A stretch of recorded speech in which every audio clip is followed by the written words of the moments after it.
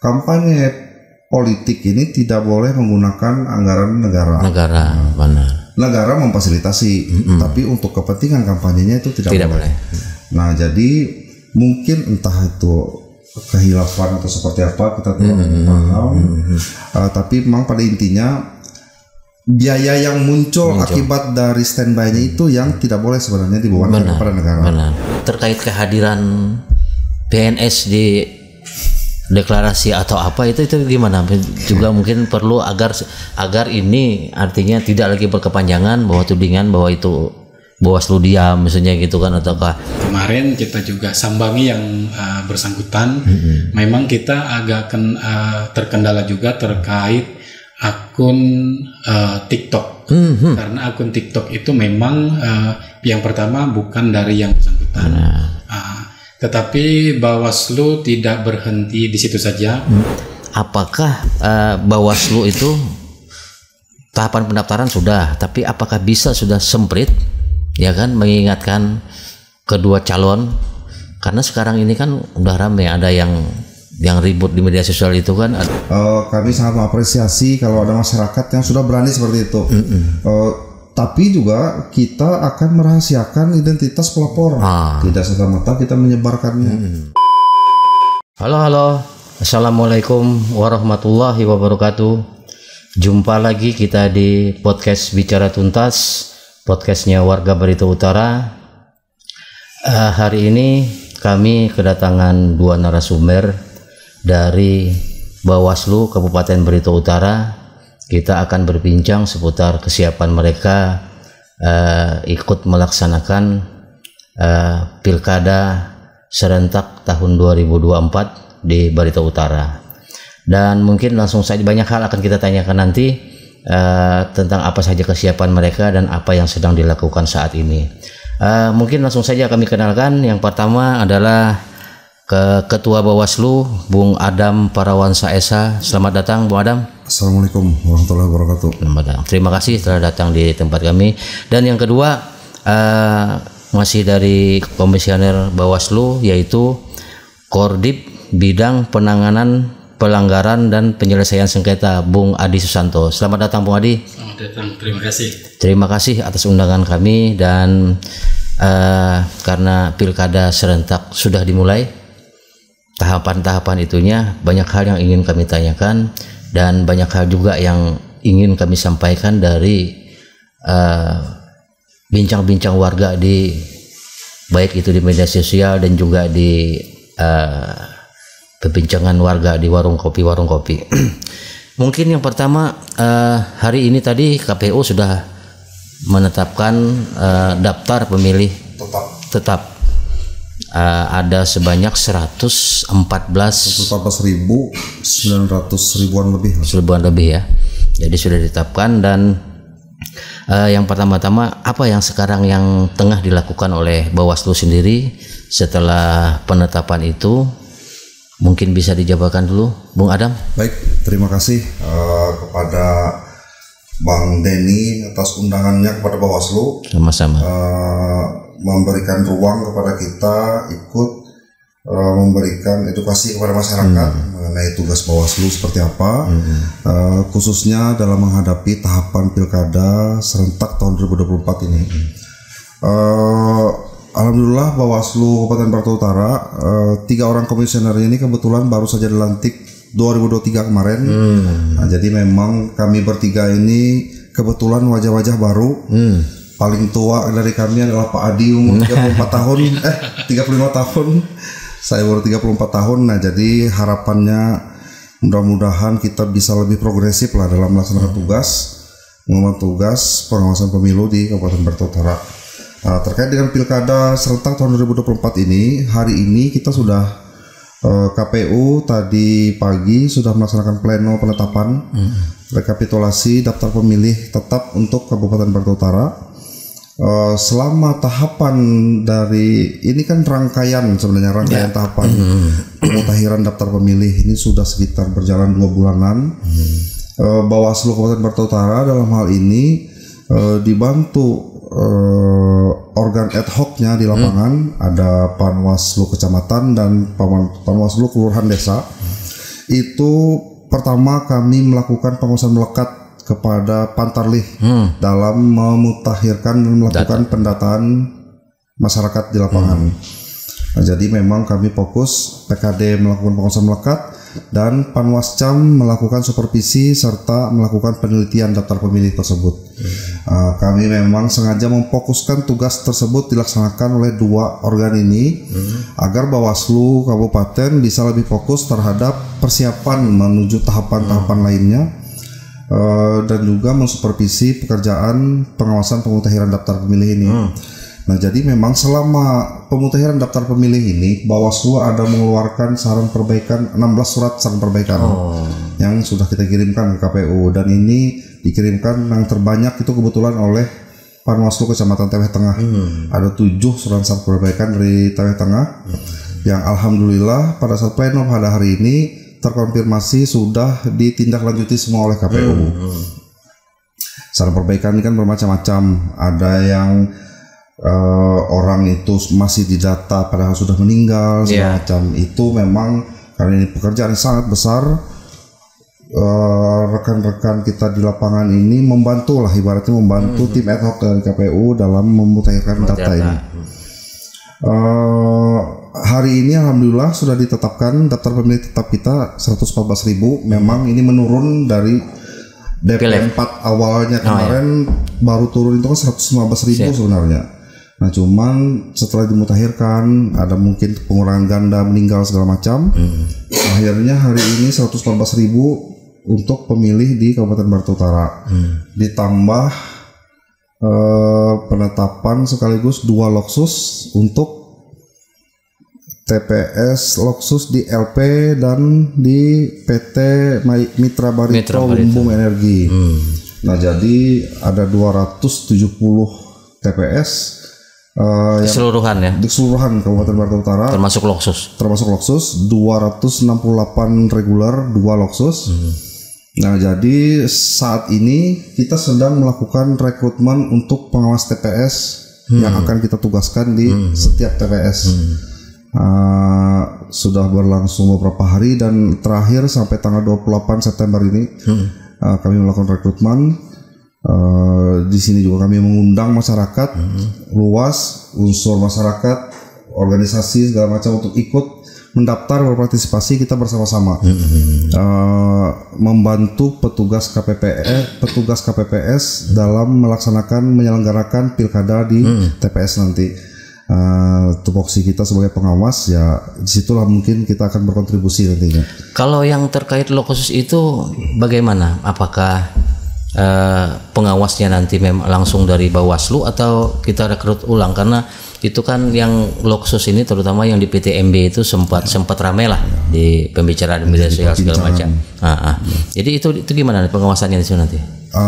Untuk loksus ini kita tidak hanya mempersiapkan pada saat hari H-nya nanti pencoblosan, kita juga sudah melakukan uji petik terhadap daftar pemilih yang diajukan oleh PT Mitra Barito kepada KPU.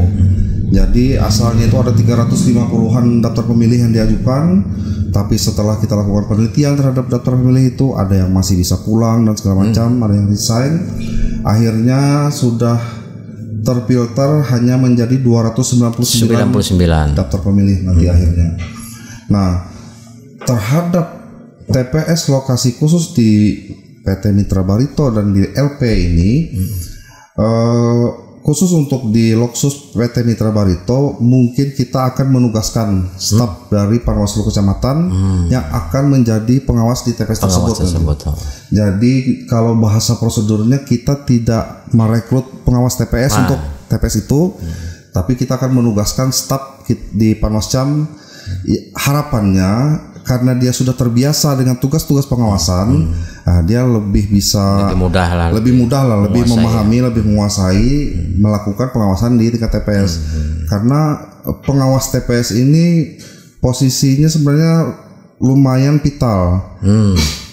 Apabila misalnya ada calon pemilih ingin menggunakan hak pilihnya, namun ternyata dia tidak termasuk kategori yang boleh memilih, nah itu pengawas TPS lah yang mungkin bisa ikut memantau. mungkin petugas KPPS nanti kelupaan segala macam, yaitu pengawas TPS-nya. Nah, harapannya dengan kuatnya pengawasan oleh pengawas TPS kita ini nanti, harapan kita pilkada ini berjalan dengan aman, lancar. Mudah-mudahan tidak terjadi sengketa di akhirnya nanti. Itu harapan kita pastinya. Karena kalau terjadi sengketa ini, Bang Denny, kita ini perjalanan dinas pun tidak bisa. Kita di karantina mau betul di kabupaten sampai memang permasalahan tersebut selesai. Jadi seperti itu persiapan kami. Tapi ini yang ingin kita tanyakan lagi kepada Bung Adam dan juga Bung Adi. Ini kan konstelasi pilkada ini kan sudah lama ramainya, artinya ributnya gitu, meskipun tahapan itu kan belum kan. Seperti saat ini yang pertama ingin kita ketahui, apakah Bawaslu itu tahapan pendaftaran sudah, tapi apakah sudah semprit ya kan mengingatkan kedua calon, karena sekarang ini kan udah ramai, ada yang ribut di media sosial itu kan, ada yang netralitas PNS, yang mungkin Bung Adam dan Bung Adi sudah tahu semua, dari yang oknum PNS yang ikut di mana-mana, ikut pasang baliho, ikut pasang ini, terus ada lagi dari dinas yang mengeluarkan surat yang menyetujui untuk meminta tenaga kesehatan yang dibiayai oleh uang APBD kan begitu. Terus ada lagi ini semua rangkuman yang dipertanyakan oleh warga di sosial media. Dan yang terakhir di akun media sosial medsosnya Kominfo yang sebenarnya corong dari pemerintah daerah untuk menyampaikan pembangunan yang berjalan, tapi nyatanya malah juga ikut di situ tercantum untuk nama calon gitu loh. Baik, terima kasih Bang Denny atas kesempatan yang diberikan kepada kami. Memang di Barito Utara sekarang setelah deklarasi salah satu calon kemarin, memang pemberitaan di media sosial pun hangat-hangat, bahkan hampir masak. Dari dalam hal ini kita di tanggal 10 setelah kegiatan itu selesai, kita mendapat informasi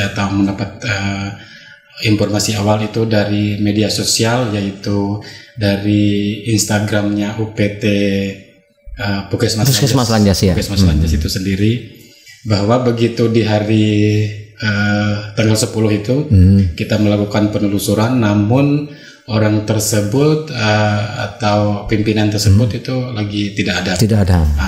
Jadi kita melanjutkan di hari berikutnya lagi, dan alhamdulillahnya ketika di hari berikutnya itu tadi kita menemukan yang pertama Kepala UPT Puskesmas Lanjas. Kita sekaligus berbincang bahwa takut-takutnya yang berita yang tersebar itu adalah berita hoax. Ya, kita tidak tahu karena zaman canggih. Bahkan sekarang ada aplikasi AI itu, foto kita bisa berbicara sendiri kan. Jadi pada kesempatan itu juga Bawaslu meminta ruang dan bertemu langsung di ruangan Kepala UPT tersebut, bahwa secara singkat kita melakukan konfirmasi bahwa apa yang dilakukan ataupun yang terbit di media sosial itu adalah memang benar adanya, dan itu diakui oleh Kepala UPT itu tersendiri. Memang maksudnya tidak ada maksud tertentu, cuma mungkin karena kehilapan, mungkin karena faktor kelelahan mungkin, sehingga itu bisa terupload, dan kita sebagai Bawaslu juga dari dini hari melakukan pencegahan.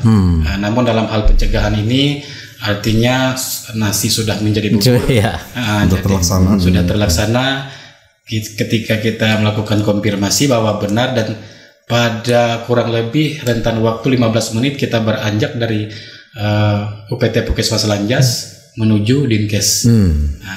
Di Dinkes itu kita disambangi oleh sekretaris dinas yang menerangkan bahwa kurang lebih sama persis keterangan bahwa surat tersebut memang dari Dinas Kesehatan yang ditunjukkan kepada UPT Puskesmas Lanjas, dan itu dibenarkan juga oleh sekretaris Dinkes bahwa data atau bukti dukung juga mereka melampirkan surat tugas yang di orang-orang atau personil pegawai tersebut bertugas di deklarasi itu. Ya kalau kurang lebih ada 24 orang kira di surat tersebut. Sehingga Bawaslu dalam hal ini apakah tadi sempat disentil bisa semprit atau tidak, artinya kalau dari sisi undang-undang pilkadanya mungkin karena belum ditetapkan oleh KPU dan masih bakal calon, tapi di sisi lain Bawaslu juga melakukan semacam analisa terkait dugaan pelanggaran netralitas. Nah, di mana di situ kita menelusuri, kita tuangkan dalam laporan hasil pengawasan kita bahwa itu memang berdasarkan fakta yang terjadi dan itu hasilnya ada, Bung Deddy. Ada indikasi. Ada indikasi. Artinya Bawaslu dalam hal ini mungkin rentan waktu beberapa kurun waktu dari kejadian, Bawaslu sedang menelisik keterpenuhan baik dia material ataupun formilnya. Arti mengutip juga dari Perpres nomor 91 kemarin yang terbit bahwa dari Menpan RB akan dialihkan baik pengawasan kode etik dan perilaku pegawai negeri sipil. Sehingga kita Bawaslu mencandangkan ataupun mengutip bahwa pelanggaran netralitas ini terkait kepada kode etik dan tingkah perilaku.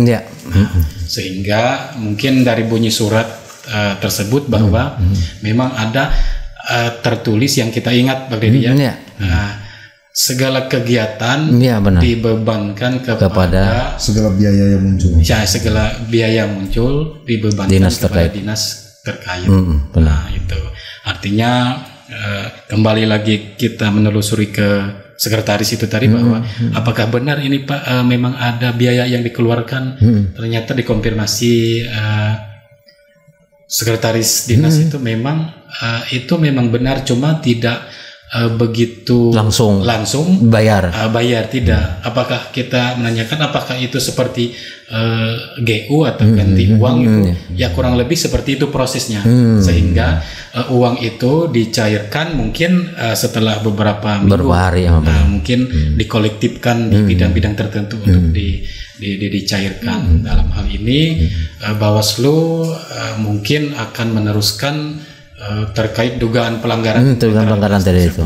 Iya, kalau untuk perundangan lainnya mungkin itu terkait informasi yang hangat-hangatnya kemarin. Dan mengutip lagi tadi ada disentil terkait sengketa. Jadi perlu kita informasikan kepada masyarakat Barito Utara yang cukup melek. Artinya kalau sengketa kita masih menunggu hasil dari pengumuman KPU untuk sengketa proses dan informasi juga bagi warga masyarakat Barito Utara bahwa terkait pencalonan tidak serta-merta hanya habis di Bawaslu saja. Tetapi ketika calon tidak menerima mungkin putusan dari Bawaslu bisa menggugat ke PT Tun. Tapi ini dikhususkan untuk pencalonan saja. Kalau terkait sengketa hasil ya kita di MK.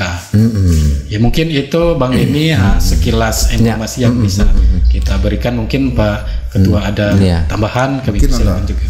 Ada sedikit tambahan. Jadi pada intinya LHP itu sudah kita susun. Memang sampai saat ini kita menemukan indikasinya, tapi masih belum kita finalkan ya Pak Adi. Mungkin dalam beberapa hari ini akan kita finalkan. Nanti ujungnya akan kita serahkan LHP itu kepada Badan Kepegawaian Negara.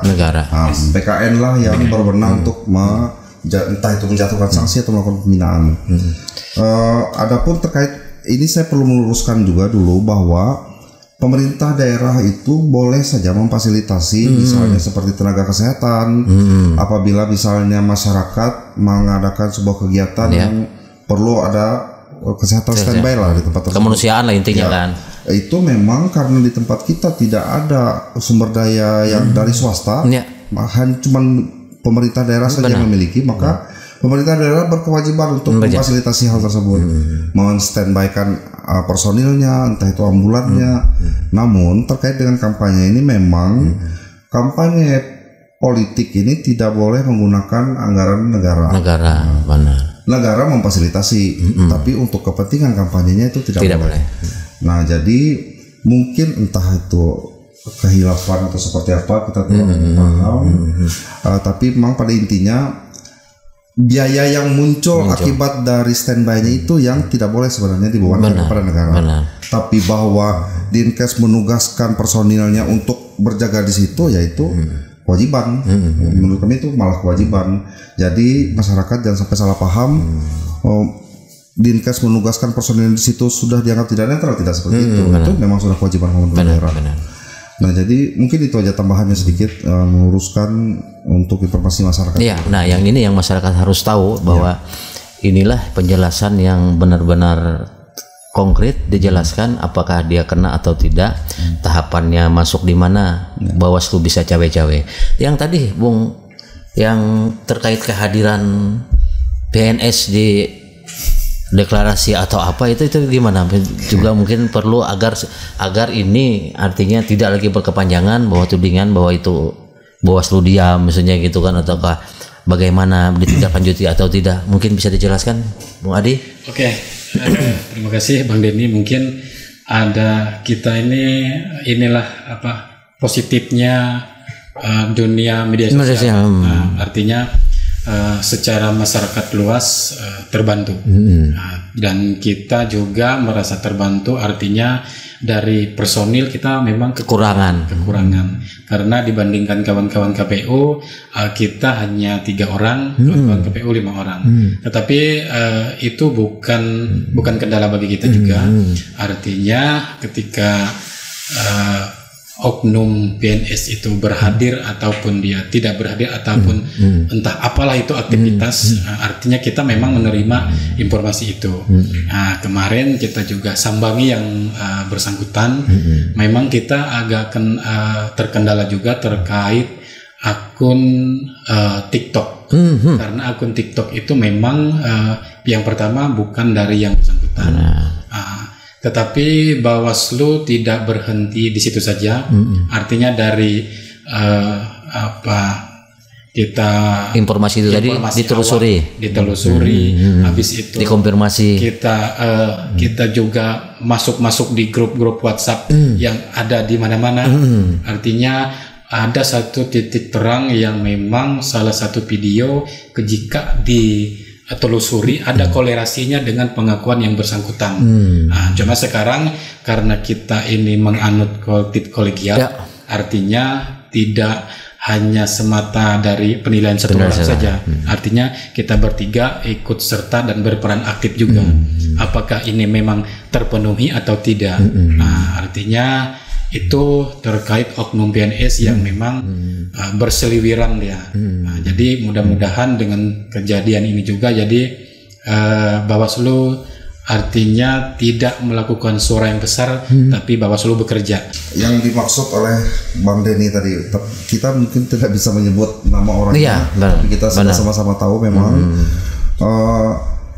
kemarin waktu penelusuran di awal itu Pak Adi sudah turun ke lapangan melakukan pengecekan terhadap bukti awal itu foto ya Pak Adi ya. Foto ya. Nah memang untuk bukti foto itu ya tidak tergambar secara jelas saat itu di dalam kondisi seperti apa. Nah, namun setelah beberapa hari kemudian kami menemukan video, ternyata ada video yang memperlihatkan bahwa pada saat pendaftaran salah satu bakal calon ke KPU Provinsi Kalimantan Tengah, oknum ASN tersebut ternyata ikut hadir. Nah itu yang tapi memang Pak Adi kemarin sedang menyelesaikan LHP terkait dengan yang dikasih itu tadi, sepertinya mungkin baru akan bisa masuk ke lebih mendalam terkait dengan oknum ASN tersebut nanti setelah ini ya Pak Dia. Tapi intinya kalau memang ada entah itu bukti video atau segala macam dari masyarakat, lebih baik itu sebenarnya melaporkan secara resmi ya. Karena kalau melaporkan secara resmi itu kita timeline waktu jelas macam. Nah, tapi tidak masalah, informasi awal seperti ini pun bisa kami tindak lanjuti. Cuman memang kami butuh waktu untuk mencukupi syarat formil materialnya itu tadi. Nah, itu yang masih kami perlu pelajari dan akan kami putuskan nanti di pleno Bawaslu Kabupaten Barito Utara. Terkait dengan kehadiran ASN di dalam aktivitas politik praktis seperti ini. Memang ada pernyataan dari Menteri Dalam Negeri saat itu menyatakan bahwa boleh hadir. ASN boleh hadir pada saat kampanye. Kami pun sebenarnya agak-agak lah ada sependapat, walaupun ini tetap sangat riskan karena pasti namanya foto ini kalau sudah truk dipoto, upload di framingnya bermacam-macam. Padahal boleh hadir itu ada catatan. Pertama yang boleh hadir itu adalah pada saat kampanye. Kampanye kan belum kampanye sekarang. Nah, yang kedua dia hadir ke sana apa? Dia hadir itu dalam kapasitas intinya pasif. Tidak secara aktif ikut terlibat melaksanakan kegiatan tersebut atau mendukung salah satu. Karena kan ASN kita ini juga mempunyai hak pilih. Jadi dia juga berhak mendapatkan informasi visi misi segala macam, itu dia berhak memang. Cuma itu tadi ada catatan-catatan. Nah, itu yang memang kami agak sedikit risau juga sebenarnya dengan pernyataan Mendagri ini. Karena ini kalau ya kita tahu sendiri literasi kita sangat rendah. Masyarakat kadang tidak membaca secara detail berita itu. Padahal ada item-itemnya kenapa itu diperbolehkan. Nah, tapi ya kami menghimbau juga kepada masyarakat ASN terutama, kita ini sudah melakukan kampanye netralitas ASN. Memang kampanyenya masih minim. Kita sebar flyer, baliho segala macam. ASN netral itu birokrasi kuat. Itu pada intinya birokrasi kuat. Itu pentingnya bagi kita masyarakat umum yang tidak terlibat langsung. Birokrasi kuat itu artinya dia berpihak kepada masyarakat. Kalau dia sudah mempunyai afiliasi politik ini kan susah kan? Arah tujuan kepentingannya bisa saja malah merugikan kita kan. Nah, jadi kita menghimbau juga kepada seluruh ASN, pertama berhati-hati menghadiri sebuah kegiatan. Berhati-hati saja intinya. Berhati-hati, lihat situasinya, lihat momennya. Kedua, berhati-hati juga berfoto. Nah, saya kadang kalau menghadiri acara di KPU kah itu di Pemda kah Bang Denny, kadang foto ada sesi resmi gaya bebas. Nah, gaya bebas ini riskan sebenarnya. Tapi yang memang dianjurkan oleh pemerintah pusat juga bahwa pose yang paling aman tuh hanya seperti ini. Kebetulan ini juga ada salam awas dari bawah. Kalau dulu kan ada yang dilarang waktu pileg itu kan kayak begini kan. Tidak boleh seperti ini. Tidak boleh seperti ini. Itu tidak boleh. Makanya gaya bebas itu sangat riskan. Makanya kalau kebetulan ada saya di situ, saya sambil mengingatkan tidak ada lagi gaya bebas tapi gaya resmi dan kalau mau sebut aja gayanya seperti apa. Kalau misalnya acara KPU melayani, kalau acara Bawaslu salam awas. Nah, jelas seperti itu. Kan kita ini memang agak susah di instansi pendidikan kita di sekolah-sekolah dasar itu ada namanya salam literasi bentuknya seperti ini. Nah, itu kan riskan juga. Padahal tujuan mereka salam literasi. Nah, tapi memang karena sedang momennya pilkada ini pelintir sedikit ya, jadi nanti dulu deh ibaratnya. Kasihan ASN kita yang sebenarnya dia berdedikasi ibaratnya, tidak memihak segala macam, malah nanti di framing yang tidak itu kasihannya. Karena zaman post truth ini bukan soal benar salahnya, tapi framingnya seperti apa. Nah, itu yang menjadi masalah kadang. Itu seperti itu, Bang. Menjadi pembenarannya lagi, Bawaslu kan bisa aja cek ke kantornya dia waktu itu izin apa atau tugas dinas kan, karena di sana. Nah, oke. Kita lanjut ke masalah cyber. Sekarang ini kalau pengetahuan saya calon itu nanti mereka punya akun resmi kan, artinya cuma satu. Nah, sekarang ini kan banyak nih. Artinya bagaimana KPU untuk melakukan pengawasan itu? Kita karena di media sosial itu kan ya jajaran pemerintah pun, oknum PNS pun ikut bermain kayak gitu loh. Seperti yang saya maksudkan tadi, yang selaku corong pemerintah jadi ikut mencantumkan dalam rilis beritanya itu nama salah satu calon gitu. Ini gimana untuk masalah cybercrime tadi itu? Mungkin bisa saya jawab dulu. Pertama, kita Bawaslu sekarang per hari Senin nanti, kemarin saya baru saja tanda tangan suratnya. Kita bersurat kepada pemerintah daerah, dalam hal ini Inspektorat, BKPSDM, TNI, Polri, itu untuk Pokja pengawasan netralitas ASN TNI Polri. Jadi ada 5 lembaga di sini yang akan menjadi anggota dalam Pokja tersebut. Pokja ini nanti akan bekerja melakukan pencegahan utamanya. Benar. Kita utamakan melakukan pencegahan terhadap isu-isu krusial dalam netralitas ASN TNI Polri. Lalu kita juga membentuk Pokja pengawasan isu-isu negatif. Nah, jadi di sini ada 4 lembaga: Bawaslu, Kejaksaan, Kepolisian, dan Kesbangpol. 4 lembaga ini nanti akan bekerja sama melakukan pencegahan terhadap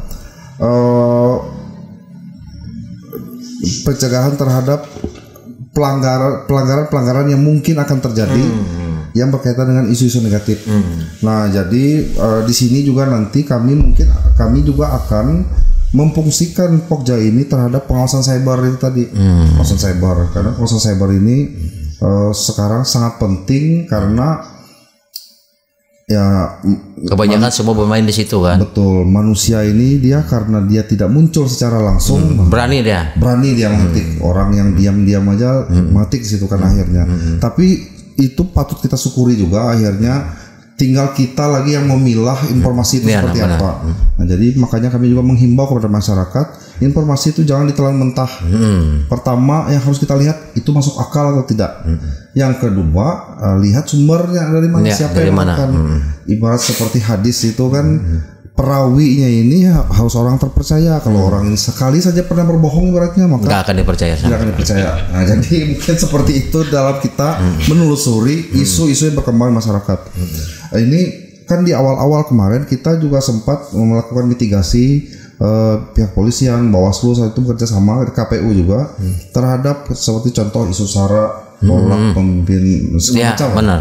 Nah, ini kan tapi alhamdulillahnya berkat kerjasama antar instansi di Kabupaten Barito Utara ini kita bisa memitigasi hal tersebut. Dan isu itu tidak berkembang luas. Dan di Barito Utara riaknya pun tidak muncul. Kalau di Sampit kan ada demonya, segala macam. Alhamdulillahnya kita seperti itu.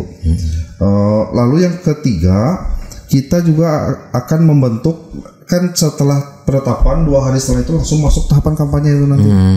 Nah, nanti itu akan diketuai oleh Pak Adi, Pokja pengawasan alat peraga kampanye dan aktivitas kampanye itu sendiri. Di sini ada Bawaslu, Kepolisian, Satpol PP, dan Dishub. Jadi memang intinya tidak hanya lembaga yang saya sebutkan tadi, Bawaslu mengajak masyarakat luas, insan pers juga ibaratnya, kami harapkan secara aktif dapat memberikan informasi seperti apa kepada Bawaslu.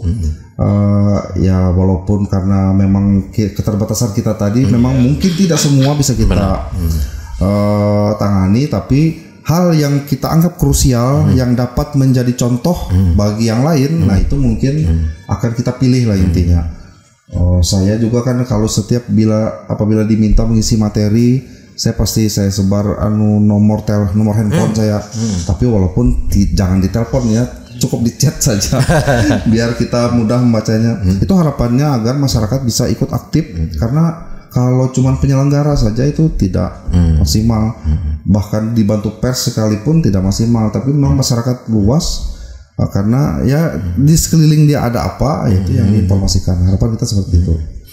Nah, sekarang TPS kita ada 270 ya. Iya, 270. Itu untuk mungkin Bawaslu sendiri sudah ada bikin pemetaan atau gimana, di mana titik rawan dari pelaksanaan sampai nanti pengembalian surat suara segala macam. Itu gimana, sudah bisa disampaikan terkait itu? Mungkin Bung Adam. Yang sampai saat ini memang titik-titik rawan kita itu adalah pertama di ex-PSU pada saat Pilpres kemarin. Itu kita tetapkan menjadi salah satu titik rawan. Karena sepertinya penyelenggaranya akan tetap sama nanti di situ dan lokasi juga tetap sama. Kedua di lokasi perdagangan, lokasi perdagangan pasar di bawah itu, dan di black spot salah satunya. Dan perusahaan yang melibatkan banyak pekerja, misalnya perusahaan sawit, tambang batu bara dan segala macam. Itu mengenai titik rawan. Nah, adapun terkait dengan logistik ini memang ini KPU yang berwenang, tapi kita pastikan kita akan melakukan pengawasan melekat. Ya. Tidak hanya pada saat distribusinya, tapi pada saat dia mulai mau memesan kertas suaranya pun nanti akan kami lakukan pengawasan melekat. Jadi kita Bawaslu bekerja sama dan KPU selalu berkoordinasi, ibaratnya kapan berangkat ke pabrik ya kita sama-sama berangkat. Nah, jadi seperti itu. Mudah-mudahan skemanya tetap sama, artinya logistik dikirimkan 1 hari sebelum khusus untuk di kota, subuhnya itu dikirimkan. Nah, nanti setelah kan kita rekapitulasinya mungkin akan cepat nih karena cuma 2 surat suara. Setelah rekapitulasi langsung dikembalikan ke tingkat kecamatan, bukan ke kelurahan ya, ke kelurahan atau desa, tapi langsung dikembalikan ke titik di kecamatan. Kami Bawaslu juga akan berinovasi lah intinya terhadap hal ini. Nanti pada saat sudah selesai rekapitulasi di TPS, kita akan memerintahkan kepada pengawas TPS kita untuk langsung mengirimkan C1-nya itu ke Bawaslu Kabupaten melalui foto, WA, segala macam. Harapan kita pada saat hari H pencoblosan itu kita sudah tahu gambarannya siapa pemenangnya. Hasil meskipun hanya sementara ya. Hanya sementara. Itu karena hanya berdasarkan data yang dimiliki oleh Bawaslu. Hitung cepat ini. Ya. Gunanya itu untuk apa? Itu adalah untuk kontrol. Karena kan kalau menunggu tahapan dari KPU ini, dia ada rekapitulasi tingkat TPS, lalu rekapitulasi kecamatan, lalu tingkat kabupaten, makan waktu. Jadi menuju dia ke waktu-waktu tersebut kita bisa sudah saja antisipasi dulu. Kita rilis dulu. Ini hasil yang data yang dimiliki oleh Bawaslu. Kalau perbedaannya sangat jauh, ya kita sama-sama melakukan pemantauan ibaratnya. Tapi harusnya datanya itu nanti mudah-mudahan kita harap tidak jauh, harusnya tidak berbeda, karena yang dimiliki oleh Bawaslu adalah hasil C1 dari TPS, dari pengawas TPS yang kami miliki di setiap TPS kan memang. Nah, jadi kami berusaha berinovasi agar membuka informasi seluas-luasnya terhadap masyarakat, biar masyarakat ikut terlibat. Harapan kita seperti itu. Terus ini, Bung Adam, ajakan ke masyarakat untuk sama-sama ikut mengawasi, dan termasuk bagaimana cara pelaporan, misalkan ada temuan-temuan di lapangan. Mungkin bisa dijelaskan Bung Adi? Pak Adi bisa. Terima kasih Bung Denny, bahwa Bawaslu juga mengakomodir dia temuan dan laporan. Itu masuknya di temuan dan laporan dulu. Artinya Bawaslu juga mengajak masyarakat, Bawaslu sendiri juga sadar bahwa Bawaslu mempunyai keterbatasan, dan pada kesempatan ini kita mengklarifikasi biar kata Banwaslu ini menjadi sekarang Bawaslu. Ya, bukan Banwaslu. Karena sering kita di acara-acara masih Banwaslu. Itu Banwaslu. Nah, sekarang kan Bawaslu. Nah, jadi terkait masyarakat yang mungkin mengetahui yang tidak diketahui oleh Bawaslu, itu bisa melapor. Bisa dia melapor melalui pengawas desa. Bisa juga dia melapor di pengawas kecamatan. Dan juga bisa kalau di kabupaten langsung ke kantor Bawaslu-nya itu sendiri. Artinya memang dalam hal laporan ada beberapa kriteria yang memang kita lihat atau kita teliti terkait keterpenuhan formil dan materialnya. Artinya kita tidak serta-merta menindaklanjuti hal-halnya seperti mungkin hanya berita sepotong, laporan sepotong. Artinya sumber itu harus bisa dipertanggungjawabkan juga. Artinya artinya ketika masyarakat mengetahui, silahkan melapor ke Bawaslu.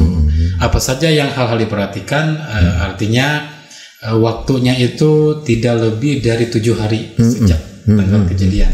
Nah, itu. Arti itu dia juga warga Barito Utara yang mempunyai hak pilih. Pilih.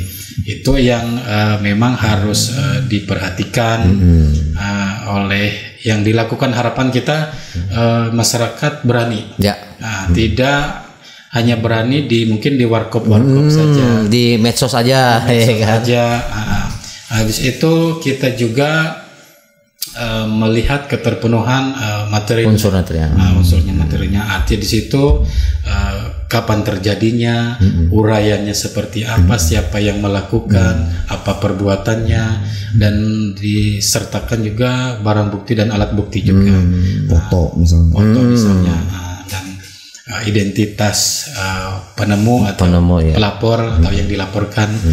Dalam hal ini Bawaslu ketika bekerja juga, Bawaslu ini memprosesnya itu ketika setelah dilaporkan, kita melihat dari keterpenuhan harinya dulu, Bang. Harinya dulu.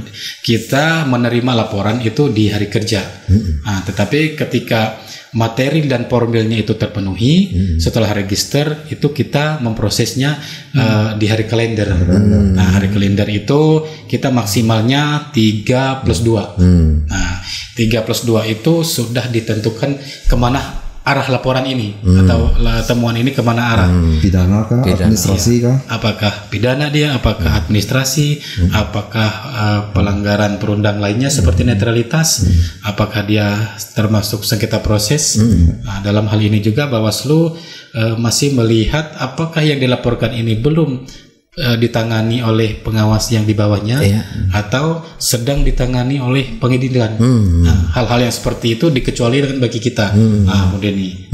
Artinya kalau memang yang tidak ditangani atau tidak sedang ditangani, artinya yakin aja kita proses. Kita proses, artinya kita melihat bahwa keterpenuhan itu sudah penuh, ya artinya pasti ada penerusan. Apakah kita lanjut ke tindak penyidikan, ataupun kode etik. Itu. Jadi rentan ini tindak pidananya. Tindak pidananya karena bercermin ataupun flashback ke kawan-kawan yang sebelum kita, bahwa berdasarkan cerita itu ada satu yang memang sudah diputuskan. Artinya keluarga istri dan anak korban itu bermohon-mohon ke kantor Bawaslu. Tetapi ketika sudah dilimpahkan ke kejaksaan, artinya kita hanya bisa mengawas proses itu, bukan menariknya. Jadi harapan ini juga biar menjadi pedoman, biar menjadi efek jerah juga. Artinya jangan sekali-kali tergiur, mungkin ada janji-janji memberikan barang ataupun berupa uang. Yang dikenalnya money politik itu sangat rentan. Bahkan banyak dia kalau di pasal di undang-undang pemilihan itu nomor 10 tahun 2016 itu ada 43 pasal yang kaitannya dengan pidana. Mulai dari pasal 177 sampai dengan pasal 189A. Jadi 49 itu bahwa mengaku sebagai orang lain pidana, memberi hak suara, hak pilih suara 2 kali pidana. Mungkin banyak yang lainnya lagi. Mungkin itu terkait laporan dan temuan tadi, Bang Denny. Biar bisa mengedukasi masyarakat Barito Utara yang cukup sekarang cukup pintar, cukup hati lah. Itu. Kalau tambahan dari aku kayak ini. Intinya kalau memang masyarakat ingin melapor, kan kalau yang dijelaskan Pak Adi tadi itu aturannya. Datang aja dulu ke kantor, ke pengawas kita di tingkat kelurahan maupun kecamatan atau kantor Bawaslu, datang dulu, ceritakan apa yang dia lihat atau dia alami. Nah nanti kita kasih tahu, misalnya Pak, Bu harus ada ini, ada ini. Nah intinya kami sangat mengapresiasi kalau ada masyarakat yang sudah berani seperti itu. Tapi juga kita akan merahasiakan identitas pelapor. Tidak serta-merta kita menyebarkannya, karena kalau kita sebarkan nanti siapa yang berani melaporkan jadi. Benar. Nah jadi untuk mudahnya itu ya tadi datang dulu ke kantor Bawaslu atau Pengawas Pemilu, nah, tanyakan. Ya, intinya koordinasi dulu kan. Ya, ceritakan apa kejadiannya, nanti baru kita nanti kasih tahu agar masyarakat juga dapat merasa mudah lah dalam menyalurkan apa yang menurut dia janggal terhadap pelaksanaan pilkada kita. Seperti itu. Oke, cukup banyak dijelaskan meskipun waktu kita terbatas. Karena ini dirasa perlu untuk pengetahuan edukasi semua untuk warga kita yang belum memahami. Terima kasih untuk Bung Adam dan juga Bung Adi telah banyak dijelaskan, baik itu terkait netralitas PNS, termasuk Loksus dan juga semua masalah kesiapan pilkada dan pengawasan di Barito Utara. Dan kita cukupkan di sini dulu. Kita akhiri, kita ketemu lagi dengan narasumber hebat lainnya di podcast mendatang. Assalamualaikum warahmatullahi wabarakatuh. Waalaikumsalam warahmatullahi wabarakatuh.